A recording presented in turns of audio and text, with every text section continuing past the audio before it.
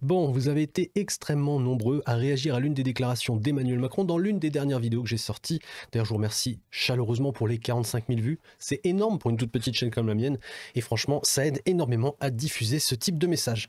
Je vous avais dit dans cette vidéo qu'on y reviendrait, qu'on analyserait en profondeur ce qu'il a dit. Elle dure pas très longtemps, hein. C'est un tout petit extrait de 48 secondes. Vous allez voir, pour ceux qui n'ont pas vu cette vidéo, je vous invite vraiment à la regarder. Parce qu'elle nous permet de rentrer dans leur esprit, de comprendre ce qui se passe dans leur cerveau et de savoir globalement où est-ce que leur politique nous mène. Quels sont les fils conducteurs qui mènent en fait à la censure et pourquoi on y va et comment on va y aller. Voilà, tout ça est dit en 48 secondes. Vous allez comprendre de quoi je parle, je vais vous montrer ça tout de suite sur l'écran. Moi, je pense que d'abord, il faut qu'on essaie de vraiment les réguler. C'est ce qu'on a commencé avec DSA et DMA. Et pour moi, les réguler, c'est de dire quoi? Un, vous avez une responsabilité sur les contenus.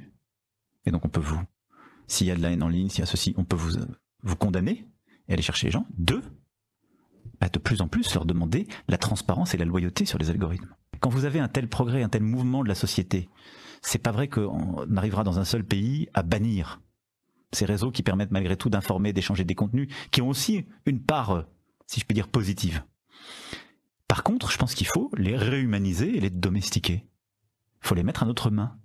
Il faut les mettre au service du projet qui est le nôtre, de notre préférence collective. Et ça, c'est un combat européen. Voilà, ça c'est une toute petite vidéo, c'est un tout petit extrait, j'aimerais bien avoir la version intégrale, parce que je ne l'ai pas encore trouvée, même si je la cherche activement. Très honnêtement, j'aimerais bien voir de quoi il en résulte. Mais dans ce tout petit extrait, on apprend quand même pas mal de choses. On va regarder ça au fur et à mesure, je vais vous analyser ce qu'il dit. Moi, je pense que d'abord, il faut qu'on essaie de vraiment les réguler. C'est ce qu'on a commencé avec DSA et DMA.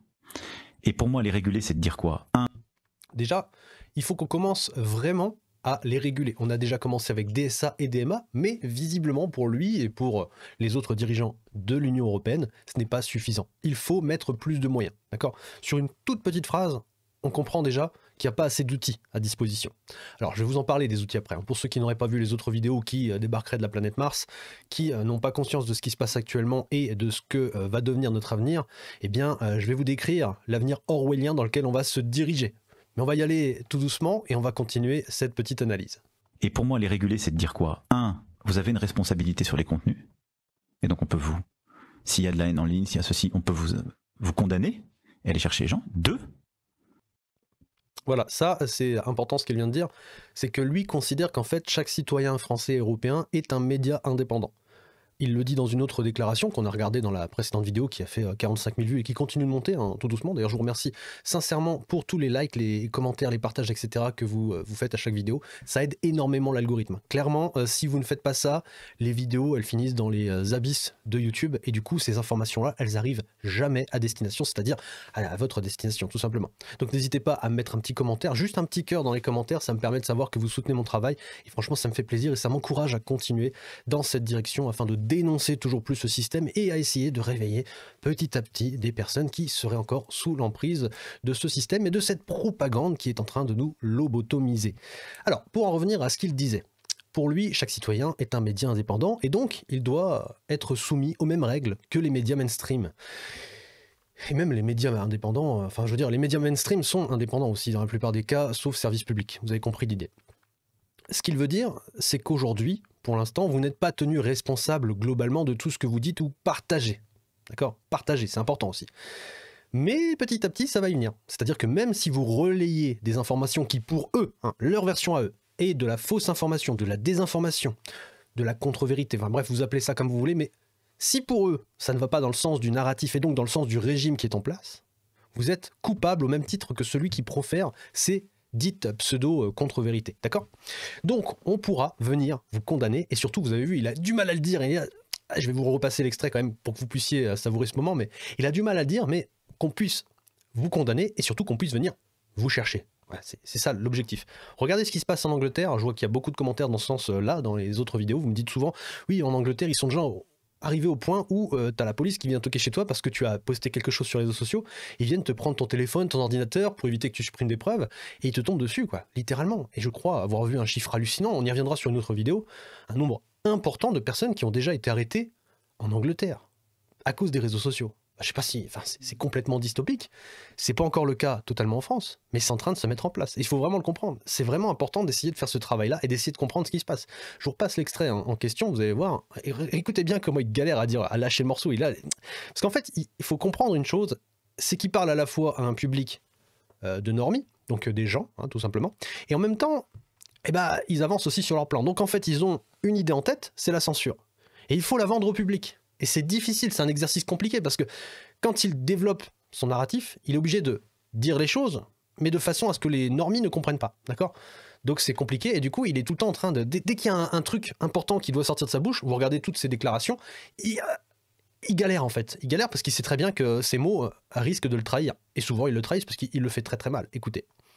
Et pour moi, les réguler, c'est de dire quoi? 1, vous avez une responsabilité sur les contenus, et donc on peut s'il y a de la haine en ligne, s'il y a ceci, on peut vous condamner et aller chercher les gens. 2, de plus en plus leur demander la transparence et la loyauté sur les algorithmes. Quand vous avez un tel...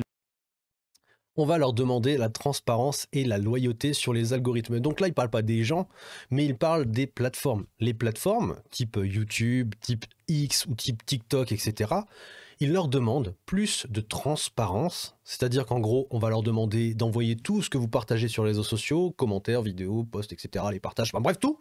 Ça va être envoyé dans le big data, ça va être analysé, et ensuite, eh bien, vous serez étiqueté. Et selon l'étiquette que vous allez obtenir, c'est un badge, eh bien, vous allez vous retrouver avec des restrictions. Par exemple, si on instaure le crédit social, ce qui arrivera à terme, eh bien, vous allez perdre des points sur votre score de sociabilité. Enfin, je ne sais pas comment ça s'appellera, mais en gros, vous aurez un score.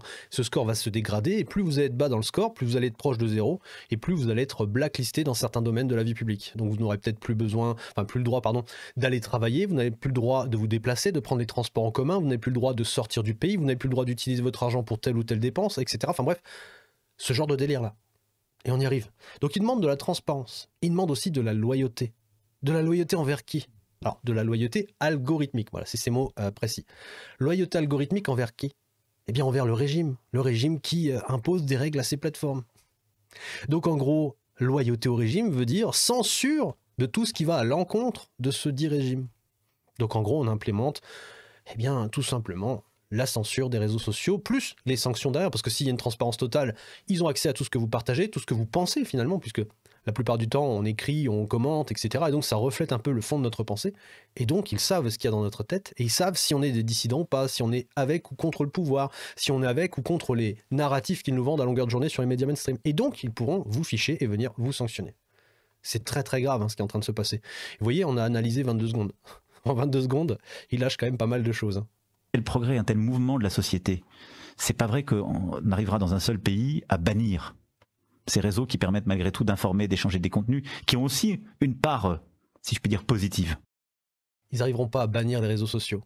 Au niveau français en tout cas, au niveau du pays France, ils n'y arriveront pas parce que la France ne représente pas un assez gros marché pour des entreprises multinationales qui sont étrangères à la France.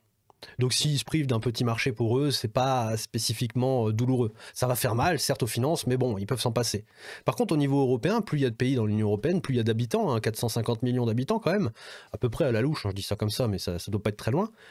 Forcément, c'est un marché qui est un tout petit peu plus gros. Donc on va éviter de se couper de ce marché-là parce que ça rapporte quand même pas mal d'argent. Donc on va se plier aux règles de l'Union européenne pour ne pas perdre ce marché. Voyez, donc ils ne peuvent pas le bannir au niveau France. Par contre, au niveau européen, ils peuvent contraindre certaines entreprises à se plier à certaines règles. Même si, par exemple, dans le cas des États-Unis, X ne se laisse pas faire, les États-Unis ne se laissent pas faire, et il y a un petit peu d'espoir à ce niveau-là. Mais derrière, s'ils implémentent les outils chat control, identité numérique, l'euro numérique, etc., enfin bref, tout ce qu'on a déjà, entre guillemets, déjà abordé dans d'autres vidéos et qu'on abordera encore dans d'autres vidéos, eh bien si ils mettent ça en route, s'ils le mettent en place, on est mort, tout simplement. Parce que les États-Unis ne viendront pas nous sauver. Parce que même si leurs réseaux sociaux sont toujours en Europe et toujours en activité, eh bien, ils auront de la transparence et de la loyauté envers le régime qui sera en place et qui leur imposera ces règles. Voilà. J'espère que c'est pas trop confus dans ce que je suis en train de vous expliquer. Je suis désolé, je fais ça un petit peu à l'arrache.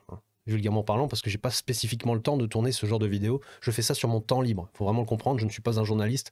Je partage ce type d'informations pour essayer d'éveiller les gens à ce qui se passe autour de nous. Parce que moi, autour de moi, je vois qu'il y a beaucoup d'endormis. Il y a beaucoup de personnes qui, quand tu leur parles de chat control, ils savent pas ce que c'est de chat control. Qu'est-ce que c'est de chat control? Ah bah c'est le contrôle du chat. On va contrôler ce que tu dis dans tes messageries, ce que tu partages, les vidéos, les photos, les audios. On va contrôler chacun de tes messages, que ce soit en SMS, que ce soit en email, que ce soit en n'importe quel type de format finalement, tout sera analysé. Ah, et ça va servir à quoi? Bah ça va servir à te fliquer, à te ficher, et peut-être à terme venir te chercher, comme il le dit, venir condamner les gens. Parce que mine de rien, quand tu utilises Telegram, etc., c'est considéré comme des réseaux sociaux. Donc ça rentre aussi dans le cadre des directives qui veulent appliquer à nos populations. C'est très important. Et pourtant, les gens ne veulent pas le comprendre. Les gens sont totalement endormis. Ils sont lobotomisés par le système. Et on ne peut pas leur en vouloir. C'est vrai que des fois, je vois des gens qui sont énervés contre les autres. Mais il faut voir la propagande qu'on prend dans la tête tous les jours. C'est violent, c'est violent. Moi, des fois, vraiment par curiosité, je mets le JT le soir et j'écoute. Et je suis tout seul derrière ma télé à gueuler, tu vois. Putain, mais c'est quoi toute cette désinformation? C'est quoi tous ces mensonges à longueur de journée? Et il y a des gens qui sont derrière la télé tout le temps. Et ils mangent ça à longueur de journée. Comment voulez-vous que leur cerveau soit sain? Si tu manges de la merde toute la journée, forcément ton corps devient de la merde. Donc tu peux pas attendre de ces gens-là qu'ils se dressent contre le système, si c'est le système qui les biberonne à coups de désinformation. Voilà. C'est tout simplement ça qui est dangereux dans notre société, c'est qu'en fait, quand il dit il y a quand même quelque chose, une part, alors il dit ça, qui ont aussi une part de positivité. C'est positif dans le sens où s'ils arrivent à contrôler les réseaux sociaux, ils peuvent utiliser ce réseau pour diffuser de la propagande. Donc c'est positif pour le régime. D'accord? C'est positif pour le régime, mais c'est aussi un danger, parce que ça sert aussi de contre-pouvoir. Voilà, on en est à 35 secondes. C'est quand même... Bon, après, je suis une petite pipelette, mais vous avez compris, en quelques secondes, il y a quand même pas mal de choses à analyser, je trouve. Par contre, je pense qu'il faut les réhumaniser et les domestiquer. Il faut réhumaniser et domestiquer les réseaux sociaux. Ça veut dire quoi ça? Ça, c'est complètement lunaire. Réhumaniser. Ça veut dire, selon mon point de vue, mon analyse, que pour eux, si vous allez dans le sens du régime, vous êtes considéré comme un être humain et vous avez des droits et des libertés qui seront certes restreintes, mais vous en avez quand même. Vous avez le droit d'utiliser par exemple les réseaux sociaux et de vous exprimer et de repartager la propagande, il n'y a pas de problème, tout va bien. Par contre, si vous allez à l'encontre du régime, si vous dénoncez certains mensonges, ou si vous remettez en cause, c'est même pas dénoncer, c'est vous remettez en cause leurs paroles, vous n'êtes plus considéré comme un humain, donc vous n'avez plus de droits ni de liberté. Vous êtes marginalisé. Imaginez un petit peu le délire dans sa tête, enfin, c'est un truc de fou. Et après, il dit, alors, réhumaniser, et il faut les domestiquer. Les domestiquer, ça veut dire quoi? Ça veut dire prendre le contrôle des réseaux sociaux et faire en sorte de soumettre les gens qui les utilisent. Donc ça, c'est complémentaire en fait à ce qu'elle vient de dire. C'est complètement dingue. Et juste après, là je l'ai coupé juste avant, mais je vais revenir une seconde en arrière, écoutez la suite de ce qu'il était en train de dire. Il faut les mettre à notre main. Il faut les mettre à notre main. Il faut prendre les réseaux sociaux, en prendre le contrôle et faire en sorte qu'ils soient à notre service, au service du pouvoir, au service du régime, de la pensée unique. C'est un truc de fou. C'est un truc de fou. Et comment ils vont y arriver? Il faut les mettre au service du projet qui est le nôtre, de notre préférence collective. Et ça, c'est un combat européen. Il faut les mettre au service de notre préférence collective, donc des 27 pays de l'Union européenne, même si dans les 27 pays, très sincèrement, la plupart des pays ne partagent pas la même vision des choses. D'accord? Il y a certains dirigeants, d'accord, c'est pas pour rien qu'ils sont à la classe dirigeante, parce qu'ils sont sélectionnés pour leur soumission au système. D'accord, tu vas pas mettre un prolo qui lui est anti-système à la tête du système. Forcément, ça va dérailler, ils vont tout faire péter. Par contre, si tu mets des gens qui sont totalement soumis, qui sont ouverts à la corruption, qui sont ouverts à désinformer leur population, à les trahir, etc., bah là, il n'y a aucun problème. Là, c'est notre préférence collective. Alors, quand il parle de notre préférence collective, il parle au nom des peuples, mais surtout au nom des dirigeants européens. Mais quand tu fais un sondage au niveau des populations, évidemment que les populations, elles ne veulent pas du tout de toutes les directives qu'ils sont en train de prendre. Toutes les lois qui nous imposent, tous les outils qu'ils sont en train de créer pour nous les imposer, etc., on n'en veut pas. Il y a des gens qui en veulent parce qu'ils sont lobotomisés, mais la plupart des gens qui ont un petit peu de conscience et qui réfléchissent par eux-mêmes n'en veulent pas. Donc ces gens ne représentent personne si ce n'est eux-mêmes. Et leur préférence collective, évidemment, c'est de garder le système en place, de faire en sorte de le protéger coûte que coûte. Et pour ça, on est obligé d'arriver avec des outils qui seront performants dans la surveillance, dans l'analyse de tout ce qu'on dit, de tout ce qu'on fait, de ce que l'on pense, et ensuite qui seront performants aussi dans la sanction. pour pouvoir venir nous chercher, nous mettre en prison, nous sanctionner de diverses manières possibles. Il n'y a pas besoin de mettre quelqu'un en cage, hein. Tu as des camisoles invisibles. C'est ce que je vous ai expliqué dans l'autre vidéo. Les camisoles invisibles, c'est tout simplement l'identité numérique jumelée à l'euro numérique, jumelée à chat control, jumelée à d'autres outils qui vont sûrement émerger, l'algorithme de surveillance, les caméras, etc., l'écoute, plus évidemment la transparence et la coopération de diverses entreprises. Qui sait, hein, je veux dire, il y a tellement de caméras partout. Qui sait ce qu'ils vont en faire un jour? Peut-être qu'ils peuvent dire aussi, bon voilà, on a laissé monter la criminalité dans les villes, les gens se sont tous équipés de vérissures, etc., enfin des caméras dans tous les sens, dans leur maison, dans leur jardin, etc. Et on va obliger ces entreprises à partager ces données aussi.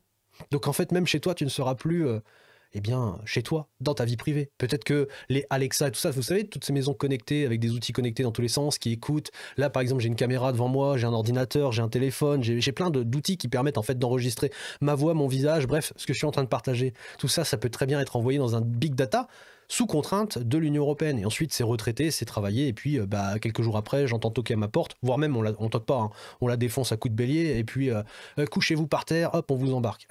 À la 1984, il y a un petit passage où justement, eh bien, les deux héros, entre guillemets, du livre sont dans une pièce, et d'un seul coup, ils se sentent encerclés parce qu'ils ne se sont pas rendus compte qu'il y avait derrière un tableau, je crois, ou une affiche, qu'il y avait un télé-écran. Donc en gros, c'est une espèce de caméra qui capte le son et qui analyse en fait ce que vous dites. Bah, c'est un peu pareil ici. En fait, nos écrans, c'est la même chose. Et donc, bah, t'as les mecs qui viennent te chercher parce que bah, ils savent qui t'es, ils savent ce que tu penses, ils savent que tu n'es pas de leur côté. Donc forcément, tu n'es plus un être humain. Donc on vient te chercher. C'est ouf. C'est ouf, vraiment la vie que l'on est en train de mener, j'ai du mal à m'exprimer, je suis désolé, je suis fatigué, mais la vie qu'on est en train de mener, elle est totalement dystopique. Franchement, on est en train de virer à la science-fiction. Et quand je regardais ces films de science-fiction il y a quelques années, je me disais c'est pas possible. Enfin, ça n'arrivera jamais. C'est flippant, c'est sympa de regarder ça parce que ça te permet de voir des alternatives à ton avenir. Quand tu regardes ça, à la limite, tu trouves ça cool parce que c'est un film. Tu te dis, bon, c'est un film, t'en fous. Par contre, quand ça t'arrive en vrai, tu te dis, ah ouais, non, en fait, non, c'est pas cool du tout. Vraiment pas. On va écouter d'autres extraits. J'ai 2 vidéos à vous montrer, puis ensuite, on fera une autre vidéo plus tard pour pas que ça soit trop long. Il y a plein de choses à regarder. On va regarder ce que c'est l'identité numérique en profondeur. On va regarder ce que c'est l'euro numérique en profondeur. On va regarder ce que c'est chat control en profondeur. On va regarder les nouvelles réformes des traités de l'Union européenne parce que c'est sur la table en 2026, voire 2027. On risque de faire un saut fédéral. En tout cas, c'est les travaux qui sont menés dans ce sens-là. Enfin bref, il y a tellement de choses à traiter que je ne sais pas où mettre la tête. Et sincèrement, j'en suis désolé. J'aimerais sortir plus de vidéos, les faire plus courtes, mais des fois, quand j'ai le temps d'en faire une, eh bien, j'essaie de bourrer un petit peu en termes d'informations, histoire d'en partager un maximum. Et c'est pas facile pour moi, en tout cas, hein, c'est pas mon métier YouTube. J'ai vu qu'il y a certaines personnes qui râlent un petit peu des publicités. Faut savoir que je rentabilise un petit peu mon temps investi aussi dans ce type de vidéo, parce que derrière ça, je recherche, je fais faire des traductions, etc. hein. Par exemple, si je vous mets une vidéo d'Ursula von der Leyen traduite, c'est mes traductions à moi, avec mes vocales à moi, et ce n'est pas un truc que j'ai récupéré sur Internet. Des fois ça arrive, mais souvent j'essaie de vous les retravailler pour que ça soit le plus propre possible. Par exemple, ça me prend du temps, ça me coûte de l'argent, etc. Donc forcément, les publicités, c'est sympa, il y a les abonnements, il y a le matériel, hein, un micro comme ça, plus le boîtier son, c'est 400 €, les abonnements, c'est presque 200 € à l'année, etc. Enfin bref, vous comprenez que la publicité, c'est important aussi pour moi, pour pouvoir continuer, parce que derrière, je subis comme vous, hein, je suis pas riche, hein, je suis pas ultra riche, j'ai des actifs, j'investis, d'accord, j'investis beaucoup, entre guillemets, depuis longtemps sur la bourse, etc. Mais je ne suis pas non plus ultra riche, et surtout, eh bien, tous les mois, j'ai un budget serré, d'accord, j'ai un budget serré. Enfin, vous comprenez l'idée. Je peux pas me permettre en fait de faire ça, de faire mon métier. YouTube, ça peut pas devenir mon métier, d'accord. Et d'ailleurs, je vous invite vraiment, si vous ne voulez pas voir les pubs, c'est l'instant, je fais une petite parenthèse, mais si vous ne voulez pas voir les pubs, vous allez sur Google et vous allez dans les extensions, et il y a des extensions pour bloquer les pubs. Voilà. Après, vous faites ce que vous voulez. Moi, je m'en fiche complètement. Je veux dire, je suis pas là à vouloir de l'argent de YouTube. Loin de là. Mais en tout cas, je vous explique pourquoi il y a des pubs sur la chaîne. C'est juste pour me permettre en fait de rembourser un petit peu mes abonnements et tout ça. Alors peut-être qu'à terme, je gagnerai plus d'argent, mais pour l'instant, ça rembourse même pas les caméras, les machins, les trucs. Enfin, vous comprenez l'idée. Et puis surtout, ça rembourse même pas le temps que j'investis là-dedans. Bref, revenons à nos moutons. Je suis désolé pour cette parenthèse. En tout cas, n'hésitez pas à mettre un petit like, un petit commentaire si vous voulez continuer à faire développer cette chaîne. C'est très important aussi, même plus important que l'argent que YouTube peut générer. Et d'ailleurs, dernière petite parenthèse, je suis désolé, avancez un petit peu si ça vous saoule, je mettrai les timecodes, vous inquiétez pas, mais dernière petite parenthèse, j'invite tout le monde à faire la même chose, d'accord? C'est un appel à l'action. faites pareil. Ouvrez une chaîne YouTube, ouvrez des réseaux sociaux, faites un blog, faites des choses, faites en sorte que les gens puissent avoir accès à ces informations. Vous n'avez pas besoin d'avoir un niveau d'analyse trop poussé, il faut juste partager les informations. Vous relayez les informations à votre petite échelle. Plus il y aura de monde qui seront sur les réseaux sociaux à déployer en fait de la réinformation et surtout à dénoncer leurs mensonges, plus le système va tomber rapidement. Et on est dans une course. Là, c'est un combat contre la montre. Donc véritablement, plus on sera nombreux, mieux ce sera. Et en plus de ça, comme je vous l'ai dit, on gagne un tout petit peu d'argent. Et voilà, ça met du beurre dans les épinards, sachant que ces gens-là nous ont littéralement ruinés et qui sont en train de nous faire les poches en permanence. Voilà. Fin de la parenthèse. Continuons, s'il vous plaît. Alors maintenant on va aller regarder un petit extrait de Putsch Media où Amélie Ismaili avait été l'invitée de Nicolas Vidal et ils s'expriment tous les deux sur la censure et sur les mesures qui vont être appliquées d'ici quelques temps sur nos réseaux sociaux. Écoutez, c'est très intéressant. Voilà. En fait, avant de parler de charte contrôle, parce qu'on va y venir, mais c'est tout ça, c'est dans la même logique. L'idée, c'est de dire, nous vivons, le numérique, c'est un univers où il y a des gens masqués, potentiellement dangereux, etc. Et que nous, dirigeants qui voulons le bien, nous devons contrôler tout ça parce que sinon c'est dangereux. Et donc, dans son discours, il expliquait que les gens avancent masqués, c'est quand même particulier ce qu'il a dit, qu'on était dans un espace avec des gens cagoulés en cagoule, il a dit, qui pouvaient affirmer n'importe quoi, et notamment le n'importe quoi selon lui, c'est que ce vaccin n'est pas un vaccin. Alors, la citation était quand même particulière. Alors, je me permets juste de faire une toute petite coupure dans son discours pour vous dire que j'ai déjà traité de ce sujet récemment dans une autre vidéo, le passage où il dit que les gens sont tous en cagoule, que ce vaccin n'est pas un vaccin, que c'est la loi du plus fort, etc. Et que donc c'est l'intérêt vital et supérieur de l'Union européenne de censurer, de contrôler et de sanctionner les réseaux sociaux. En gros, il te déroule le tapis rouge à la censure, le contrôle de masse et plus tard au crédit social. C'est très intéressant à regarder, je vous invite vraiment à aller la voir, je la mettrai dans la description. Vous allez apprendre plein de choses si vous ne l'avez pas encore vue. Et que en plus de ça, et que ça revenait finalement à laisser la place aux extrêmes, il a dit, aux complotistes, etc. Et en fait, toute cette phrase-là qu'il a, c'est très significatif, parce qu'en fait, leur peur, c'est pas la désinformation, c'est pas la pédocriminalité non plus. C'est pour ça que pour moi, c'est un peu lié aussi à Titre Contrôle. Leur peur, c'est de voir basculer finalement les pays européens dans le souverainisme, en fait, finalement, dans le fait de dénoncer leur corruption, l'instabilité, etc., etc. Le fait que ces gens-là ne veulent pas notre bien, de dénoncer certains faits. Et on le voit quand on a un président qui, actuellement, il y a quand même un sondage qui est sorti, comme quoi il y a maintenant presque 70% des Français qui souhaitent sa démission avec Macron. Et vous, est-ce que vous faites partie de ces 70% de personnes qui veulent voir le départ d'Emmanuel Macron? Dites-le moi dans les commentaires, ça m'intéresse beaucoup. Même si, honnêtement, je pense que vu la communauté que j'ai, 99% des commentaires vont être dans le sens du « oui, on veut qu'il dégage ». Moi-même, je veux qu'il dégage, mais très honnêtement, je ne pense pas que ça changera grand-chose puisqu'Emmanuel Macron n'est qu'un pantin du système. Il en est l'incarnation, et il l'incarne tellement bien que les gens finissent par voir à travers lui le système se dessiner. Et ça leur fait peur parce que finalement, les gens, plus ils comprennent, plus ils se rebellent, plus ils résistent et plus il y a des chances qu'ils sortent les fourches pour leur dire stop, on ne veut plus de tout ça, on veut que vous dégagiez. Donc pour éviter ça, eh bien, ils instaurent la censure et le crédit social. Alors ça va pas se faire tout de suite, ça va se faire en douceur, mais ils sont là pour l'installer progressivement. Et ils te le disent clairement en utilisant la novlangue. Alors moi, je serais un petit dictateur, honnêtement, je pense que je ferais exactement la même chose. Imaginez, tiens, je vais me mettre dans la peau d'un dictateur. Hop, je suis tout en haut de ma montagne. Je suis sur mon trône et j'observe ma population. Je les regarde comme ça, puis je les écoute parler. Alors lui, je l'aime pas, lui, il est bête, lui... toutes les critiques que tu peux avoir en tant que dictateur, et tu les regardes et tu rigoles. Forcément, tu rigoles, tu te dis, mais gardez-moi ça, cette bande de bouffons, faites ce que je dis, mais pas ce que je fais, etc. Moi, je suis sur mon trône et j'en ai rien à faire de ce que vous pensez de moi. Et puis, au bout d'un moment, tu observes comme ça, puis tu vois une petite fourche qui apparaît, et puis une autre, puis au bout d'un moment, t'en vois plein qui sortent. Et tu te dis, ah ouais, ça commence en fait à chauffer pour mes fesses. Qu'est-ce que je vais pouvoir faire? Eh bien, je vais couper leurs moyens de communication. Parce que tu les vois, ils parlent au loin comme ça. Ils arrivent à parler entre eux de très très loin. Donc tu les empêches de s'exprimer. Tu leur coupes les réseaux. Et puis, tu leur balances de la propagande. Alors là, ce sera « je suis beau », là « je suis fort », « je suis le meilleur », « Macron c'est le plus beau », etc. Enfin bref, tu leur balances de la propagande H24. Et puis, la plupart du temps, les gens finissent par se conformer. Parce que leur cerveau finit par absorber tout ce caca. Et pour tous ceux qui ne se conforment pas à ce système, qui ne veulent pas se plier à ces nouvelles règles, eh bien, le crédit social va permettre de les tuer socialement. Et toi, tu restes sur ton trône et tu continues à te fendre la gueule. Voilà. Donc je comprends tout à fait hein, leur logique. Et c'est pour ça que c'est tout un système. Ce n'est pas que Macron qui est actuellement le pantin sur le trône, mais c'est tout un système derrière qu'il faut détruire et complètement changer. Parce que se débarrasser du pantin, ils en mettent un nouveau, et puis voilà, ça changera la façade. Voilà, c'est juste tu changes l'enseigne de ta boutique, mais finalement le système reste le même derrière. Donc si le système reste le même, tu auras les mêmes services.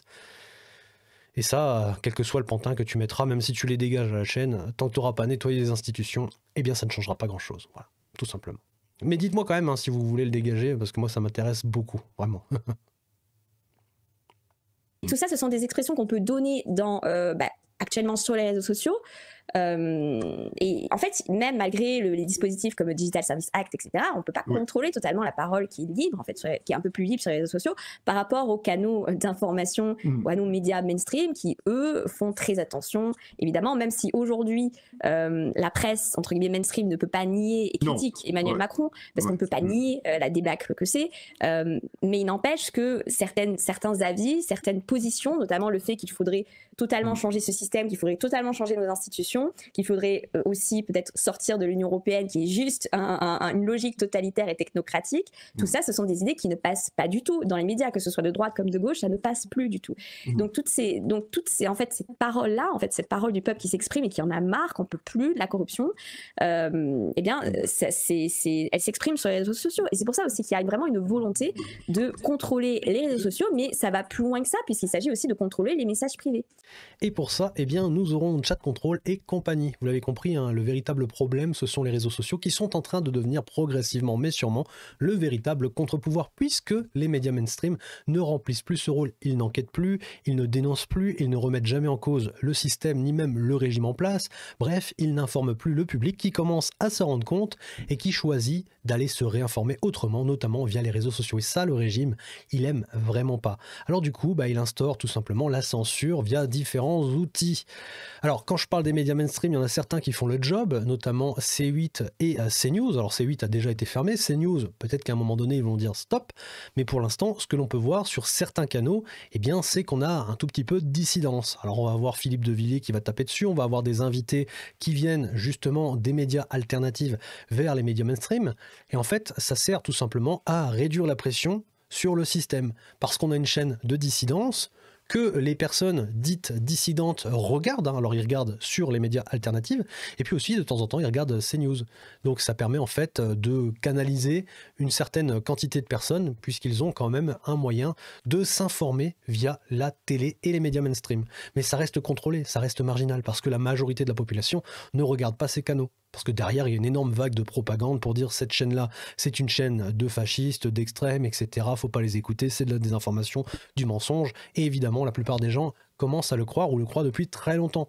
Donc, ça reste assez contrôlé. Mais si demain, ils se rendent compte que la majorité des gens désertent les chaînes mainstream de propagande pour aller massivement sur CNews qui, elles, de temps en temps, eh bien, dénoncent des vérités, le pouvoir, il va se dire, aïe, on a atteint un point de bascule, maintenant c'est fini, CNews, ça dégage. Hop, Arcom, allô, oui, tu me coupes CNews? Merci, au revoir. Poup, au revoir Pascal Pro et tout le merdier. C'était sympa la dissidence contrôlée, mais aujourd'hui c'est fini. On va mettre une chaîne de propagande à la place. Voilà. C'est comme ça que ça se jouera sûrement. Mais pour l'instant, ça sert en fait à canaliser les gens qui regardent ces chaînes-là en pensant que le système va finir par tomber grâce à une chaîne. Mais non, il faudrait que toutes les chaînes jouent le jeu, ce qui n'est pas le cas.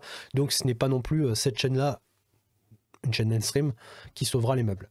Dans tous les cas, voilà, c'est vraiment ça le problème. C'est que la majorité des gens qui arrêtent de s'informer sur ces médias de propagande vont soit sur CNews, mais ça ne pose pas spécifiquement de problème au système parce que ça reste contrôlé, ou sur les réseaux sociaux qu'ils ne contrôlent pas.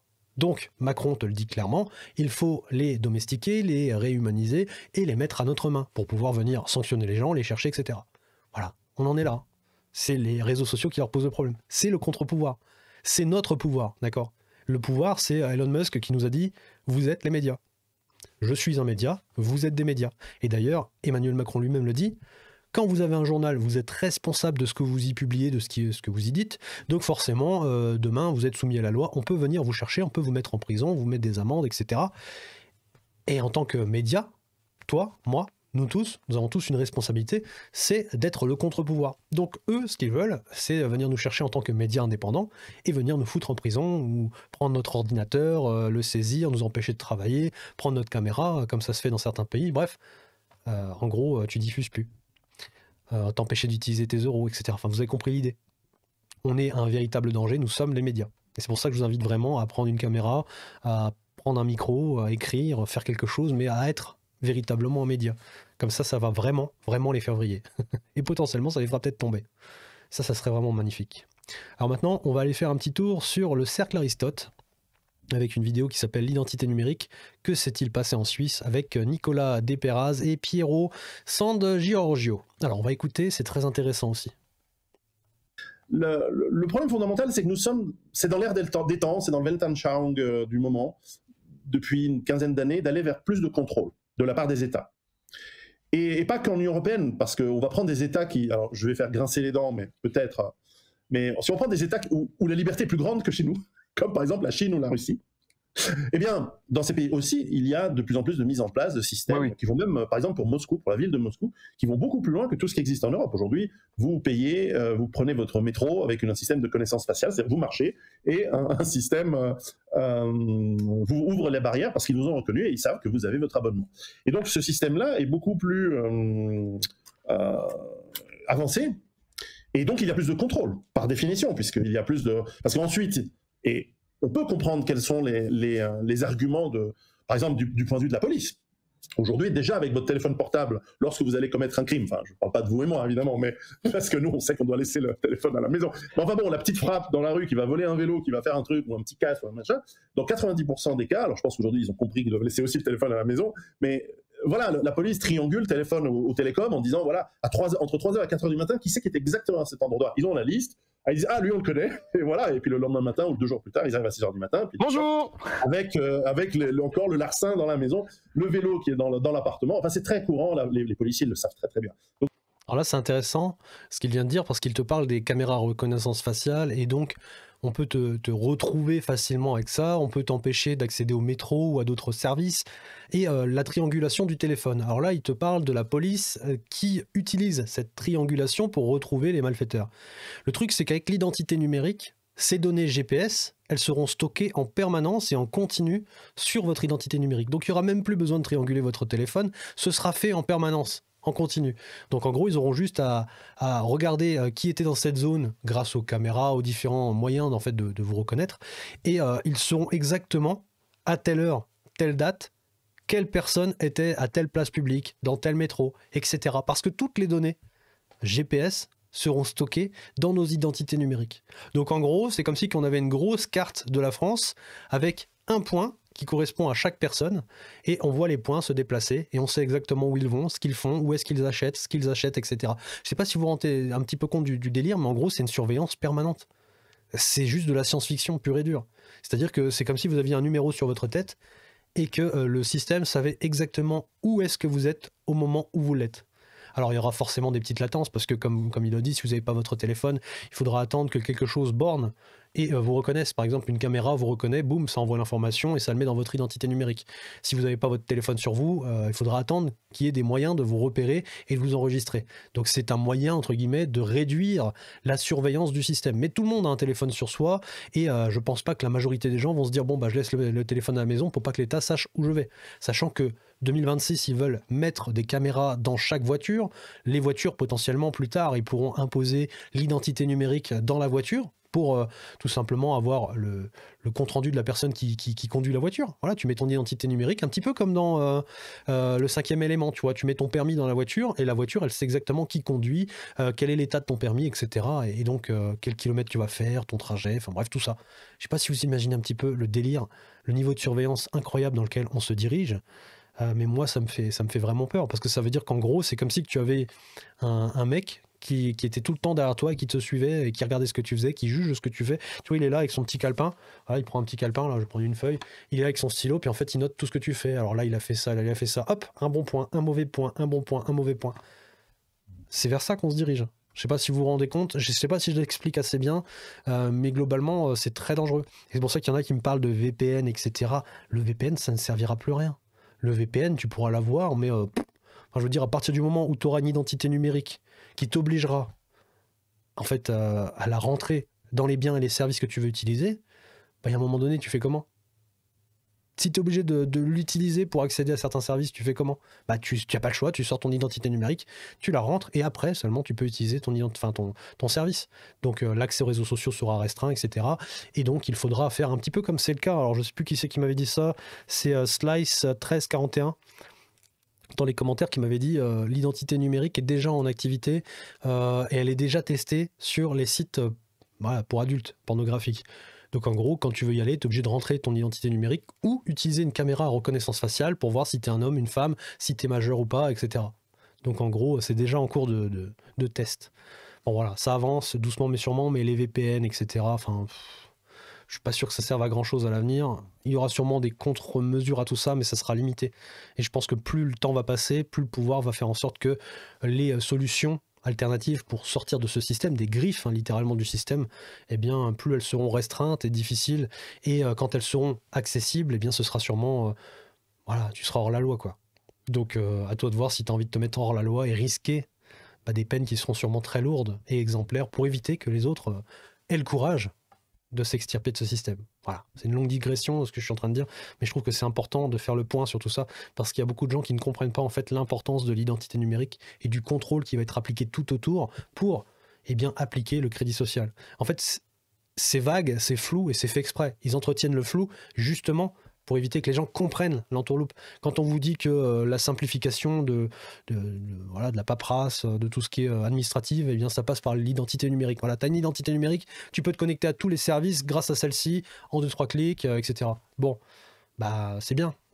Mais ils te disent pas que plus tard, via de nouvelles lois, de nouvelles règles, eh bien ils peuvent rajouter des options sur cette identité numérique et rajouter par exemple le traçage de la donnée GPS, tout ce que Chat Control va remonter, donc ça va dans ton identité numérique, donc tout l'historique de toutes tes conversations seront stockés dedans, toutes tes navigations seront stockées dedans, tous les médias que tu auras partagés, etc., les photos, les vidéos que tu auras consultées, les audios, tout ça sera stocké dedans. Je ne sais pas si vous vous rendez compte du délire, mais moi ça me fume de voir des gens qui ne comprennent pas.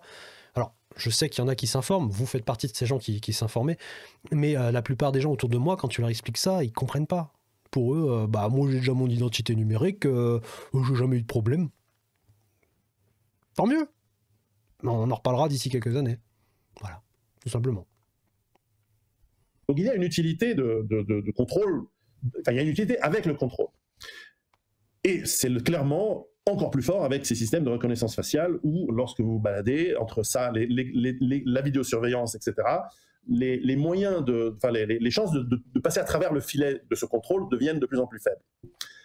Alors évidemment, lorsque en Russie ou en Chine, et c'est là où je vais faire encore plus grincer les dents, je crois sincèrement que l'État est encore dans sa phase, je n'aime pas l'État, mais je reconnais qu'il y a une phase dans la vie d'un État, qui dure plusieurs siècles parfois, où il commence par une phase bienveillante, où il veut la sécurité, mais aussi la prospérité de ses citoyens. Et en Chine et probablement et en Russie certainement, ça j'y vais régulièrement donc je le sais, l'État est bienveillant vis-à-vis de sa population. Il veut la protéger. Après on peut discuter si aller faire des guerres, etc. Ça fonctionne, mais en tout cas, la prospérité et la sécurité sont des objectifs de l'État. Dans les pays où nous avons passé cette phase et nous sommes dans la phase de la corruption ou la phase du pillage, le contrôle devient un moyen de se protéger de la population, et des révoltes politiques et éventuellement des révoltes in fine, voire des révoltes violentes. Alors la mauvaise nouvelle pour l'État, c'est qu'en fait, lorsque ça démarre, la révolte, que ce soit une révolte pacifique par déni d'utilisation, de sabotage ou jusqu'à la révolte violente, on n'arrête pas. Voilà, comme il le dit, l'État a peur, l'État veut se protéger, et donc pour se protéger, eh bien, il veut utiliser le contrôle et la censure des réseaux et des médias. L'État a peur, le système a peur. Pourquoi ? Eh bien parce que nous sommes devenus le contre-pouvoir. Nous leur faisons peur. Sinon, ils n'auraient pas besoin de se protéger. Donc c'est une bonne nouvelle. C'est que le système est potentiellement sur le point de tomber. Donc il faut continuer à appuyer là où ça fait mal. Il faut vraiment leur enfoncer le couteau dans la plaie et le tourner jusqu'à ce qu'il tombe. Voilà. C'est une bonne nouvelle, parce que comme il le dit, au moment où les révoltes éclatent, eh bien, il est très difficile, voire impossible de les arrêter. Donc, je ne sais pas quand est-ce qu'elle arrivera, ni même si elle arrivera, Mais cette révolte, je pense qu'elle viendra au monde grâce aux réseaux sociaux, grâce à l'information. Ce n'est que comme ça qu'on réveillera les gens, et ce n'est que comme ça qu'on leur fera comprendre que le véritable problème, ce n'est pas le pantin qui siège à l'Élysée, c'est tout le système qui gravite autour et qui se cache derrière lui. Donc, une fois que les gens auront compris, on ira sortir les fourches et on les fera tomber. Et pour ça, eh bien, il n'y a pas le choix, il faut devenir les médias. Donc prenez une caméra, prenez un micro, prenez un stylo et commencez à dénoncer tout ça. Plus on sera nombreux, plus le danger sera énorme et plus le pouvoir eh bien, aura de chances de tomber. Ou de nous censurer, parce que forcément s'ils se sentent en danger, ils vont peut-être accélérer encore plus leur agenda, mais c'est pas une raison pour les laisser faire, on doit les dénoncer, on doit les déglinguer. Voilà, hein, moi j'aime pas l'État, hein, je suis comme Piero Sant'Giorgio, là je déteste l'État, parce que l'État, même s'il est bienveillant à un moment donné de sa vie, eh bien il devient corrompu et surtout prédateur. Là on l'a vu, hein, ça fait des années maintenant que ça dure, la France s'est fait piller dans tous les sens, on s'est fait littéralement piller, hein. Il n'y a plus rien en France, hein. Quasiment plus rien. On nous donne l'illusion que c'est encore un pays qui est fort, etc. économiquement, mais en fait, voilà, on se dirige vers la ruine, la dette, etc. Enfin, on va pas refaire le bilan de la France. Vous avez compris que la France a été vraiment dans un état vital très engagé et que tout ça, ça va nous mener droit dans le mur. Donc il faut s'en sortir maintenant, avant qu'il ne soit trop tard, si ce n'est pas déjà trop tard. Mais dans tous les cas, moi j'ai envie de penser qu'il n'est pas trop tard. Donc il faut absolument s'en sortir. Parce que les États prédateurs et mauvais comme celui qu'on a actuellement autour de nous, eh bien on n'en veut plus. On n'en veut plus. Voilà, on va se quitter là-dessus sur cette bonne nouvelle, hein. J'ai hâte que cette révolte arrive. Vraiment, hein, j'ai hâte, hein, parce que j'en peux plus. J'en peux plus de ce système. Je pense que vous non plus. Il faut le faire tomber. Donc sortons les fourches et puis allons protester tout simplement contre ce système. Et ça commence par les médias. N'hésitez pas à aller faire un petit tour sur la chaîne de ma compagne. N'hésitez pas à lui mettre un petit abonnement pour l'aider, hein. Même si vous vous désabonnez dans 3-4 semaines, c'est pas grave. C'est juste qu'en fait, sa chaîne, je sais pas pourquoi, depuis que je suis apparu dessus, parce que j'ai fait quelques vidéos avec, depuis que je suis apparu dessus, sa chaîne est complètement shadowban. Alors, est-ce que c'est de ma faute ou pas, j'en sais rien, mais si vous voulez me faire plaisir et lui donner un petit coup de pouce, eh bien n'hésitez pas à lui mettre un petit abonnement, ça l'aidera énormément, parce que là actuellement, voilà, j'ai tué sa chaîne. Je rigole, mais ça me fait pas rire, parce que ce système j'en peux plus. Voilà. Je suis au bord du burn-out aussi, Je crois qu'on l'y est tous, on l'est tous, mais il faut rester fort, il faut rester souverain dans nos pensées, dans nos vies, et il faut leur montrer que tout ce qu'ils font, eh bien ça ne nous arrêtera pas. Voilà. Et puis il faut rester solidaire. Voilà, il faut se parler entre nous. J'ai vu quelqu'un qui m'a dit moi je suis d'extrême gauche et pourtant eh bien j'ai envie de renouer le dialogue et je m'abonne et vous avez raison, il faut que tout le monde se parle et je pense sincèrement qu'il faut qu'on se parle et qu'il faut qu'on fasse front commun parce qu'actuellement le système joue sur la division et ça marche plutôt bien. Donc arrêtons de jouer la division, commençons à nous unir, arrêtons de faire de la politique de merde là, comme on le voit actuellement, droite-gauche, chacun se tape dessus, chacun se crache dessus. Ça ne mènera à rien si ce n'est à la ruine du pays. Et ça, quand la majorité des gens l'auront compris, eh bien, soit il sera trop tard, soit eh bien, on sera au bord eh bien, d'un basculement qui sera sans précédent et qui donnera peut-être l'idée à d'autres pays, en dehors de la France, à faire la même chose et à reprendre le contrôle de leur avenir. Voilà, je vous remercie, un petit like, un petit partage, un petit commentaire, ça soutiendra énormément mon travail. Si vous voulez, mettez-moi un petit cœur dans les commentaires et je saurai que vous êtes là pour le soutenir et ça me fera vraiment plaisir et ça me motivera encore plus à continuer. Sur ce, on se dit à bientôt et on se retrouve pour encore d'autres vidéos d'analyse très croustillantes sur ce qui nous attend à l'avenir. Merci beaucoup et à bientôt.